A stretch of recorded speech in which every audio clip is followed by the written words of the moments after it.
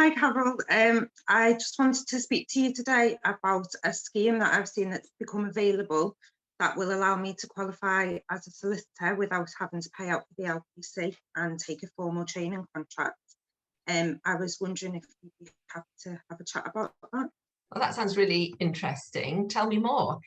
I suppose the first thing I would think about as an employer is this going to impact upon your role at the practice? Will you need to have time off? You know, give me some more information. So the scheme is kind of capitalising on the new introduction of the solicitor's qualifying exam, which basically allows you to qualify as a solicitor by taking the exams without having to complete a formal training contract. What the scheme will do is fund me as a candidate through a preparatory course as well as pay for the exam fees. The course is being provided by Barbary, and it's making it available to people who are already in employment or have caring responsibilities and other drains on their time. And because it's a part-time course, it's online, and it's flexible for the person that's taking it. So I will be able to work around my hours and complete the online courses during evenings. And there's no reason that it would take anything away from my day-to-day role. Okay. Now, I'm one of the generation that remembers before training contracts and there were articles. So will an employer need to prepare and provide a training contract? It sounds like that's different now, and that's not what this involves. Yeah, so it would be really different. Basically, for you to be able to qualify as a solicitor under the SQE, you have to complete 2 years of qualified work experience. So what that is basically working in the legal services provision and working towards the competencies that the SRA require for a qualified solicitor. The time that I've been working for this organisation will count towards those 2 years, and then any time that I was doing whilst I was preparing for the exam and sitting the exams, that would also count towards it. So as long as you as supervising solicitor or our COLP were willing to sign off my work and say that I've been provided with the opportunities to develop the competencies, then you could sign that off and I would be able to say that I've completed the qualified work experience element and would just need to sit the exams. So there's no kind of formal requirement for you to change anything really within how things are working now, because we already have a training and development plan and I'm already being supervised, and that's kind of kept up to date. So that should really fall within what we're doing already, and just help me to develop into becoming a qualified solicitor. But we might want you to move into another department for a few months to cover some work there. Would that invalidate the scheme?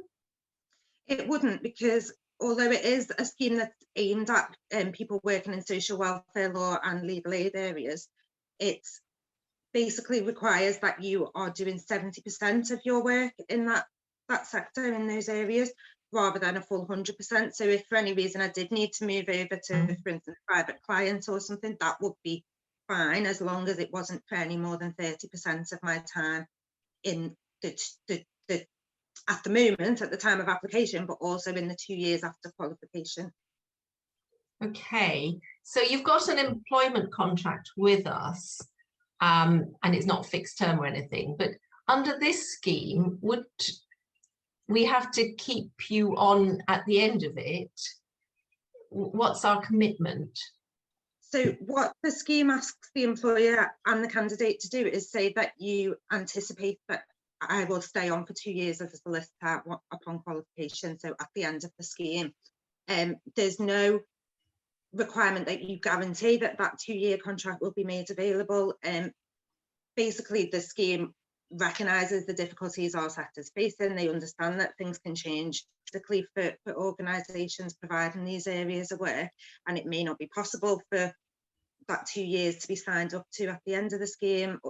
Business needs change, and that's all recognised. I think what they would like from you at this point of agreeing for me to make this application for the scheme would be that you say you anticipate at this point that as long as I pass and as long as I qualify, you will be willing to offer a 2-year role as a solicitor, doing 70% of my work as a social welfare solicitor. We see that it's a real opportunity for employers because, or the scheme sees it as a real opportunity for employers because it means that instead of having to invest in a training contract as you had to do under the old qualification route, that part of it will be paid for. There's no fees for professional skills course, and you won't be losing us for days of our time going on to those professional skills course lessons. There's also the benefit that, as I say, you don't have to set up a formal training contract. We will just continue as we are whilst we're going through the qualifications. The salary at the end would obviously, there will be an expectation that that might increase because we'd be qualifying as a solicitor, but that would be kind of on top of what I'm already being paid, rather than having to recruit for a new solicitor and find a whole new wage. There's also the benefits of like continuity of provision. You've trained me, you know what I can do and can't do. I understand the business and I understand how it works. That kind of saves a lot of time and energy and money in recruiting new people who don't have all those and all of that background, and hopefully make things easier. And obviously it's the development of the department being able to provide, particularly in areas like immigration and housing, where you can start to take on much more complex and high paid work. That will help with billing, and it will help with capacity for the really vulnerable clients that we're trying to help. Yeah, and you're right, of course, sometimes it's very hard to recruit, and when you lose any fee earner in an organisation, the covering the work and recruiting can cause a real problem for clients as well as for the organisation. So yes, I can see the continuity and the progression as being very helpful. We have had Justice First Fellow, well, we've had one in this organisation, and I'm aware that there are other schemes. What's the advantage of this scheme? So the difference for this scheme is that it's for people like me who are already working in the organisation, rather than as the Justice First Fellowship runs, you have to create an entirely new role, and there may not be an opening for that person at the end of the scheme. It's also on the candidates applying for the Justice First Fellowship to have paid already for the LPC, whereas I've not been able to afford to pay for myself to go through the LPC, and so I need some support with that, and that's what this fund is offering. So it replaces that need for creating a new role for the employer, but it also creates that opportunity for people like me who've not been able to qualify because of the financial difficulties. The Justice First Fellowship has its benefits, and we've been working, the scheme has worked with them in the development of the scheme, and both organisations see that they kind of benefit each other and balance out each other, because they're addressing slightly different barriers and slightly different bottlenecks in the career progression route in this area. Yeah, no, that's really helpful to put it in context. So there are different schemes, and they are for people at different stages and offer different ways of doing something which is really important, which is of course to bring people into this sector. That's great. Now it sounds almost like it could be, you know, it sounds almost too good to be true, Siobhan. So who's funding this scheme, and you know, who's providing it? So the scheme has been developed over the past year by the City of London Law Society, Barbary, the scheme provider, the course provider, and Young Legal Aid Lawyers. So through their work, they've been able to get more than 12 City of London law firms to donate between £5,000 and £20,000 each towards the scheme, which will cover the cost of qualifying for around 12 to 14 people. Neither the employer nor the candidate will bear any costs at all for this scheme. It will fund, as I said earlier, it will fund the exams and it will fund the preparatory course. And in the same way, the money will be paid directly to the course provider, and they will pay the examiner. So no money will go into either the employer's hands or the candidate's hands. Okay.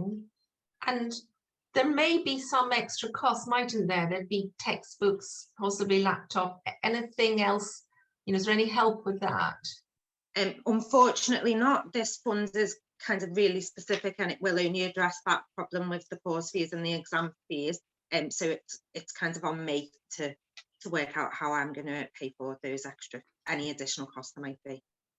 Okay, well, it sounds such a good scheme. I'm sure that, you know, we'd want to support it, but can I just confirm? So I've been making notes. I just want to confirm I've understood it correctly. So it's a scheme for caseworkers or paralegals who are in social welfare work now. As the applicant, you apply for funding to cover the cost of the SQE, and we will complete the employer's support letter. We're signing up to something very clear, which is ensuring that you do a certain amount of the work specified, which is basically the social welfare work you're already doing. And this doesn't affect your employment position, but it's really helpful because it provides you with an opportunity. It supports the training policy that we have here. Overall, I can't help thinking this is going to be very good for social mobility. And it does seem like a win-win situation. I hope I've not overlooked anything there. No, absolutely. And yeah, as you said, it's really important. So we all recognise social mobility into the sector and diversity are really important issues that need addressing. And we see that this is, you know, as far as I can see, this is part of addressing that. Now, I'll need to run this past my colleagues. Is there more information anywhere that I can refer them to summarise this? Yeah, so I found the information on Young Legal Aid Lawyers SQE Hub. That's got a lot of blogs and articles about the SQE more generally and about this scheme. And then the actual fund eligibility criteria, application process, all of that specific information is held on the City of London Law Society website under the title Social Welfare Solicitors Qualification Fund 2022. Oh, that's great. Thanks very much for raising all of that. Thanks. Thank you for listening.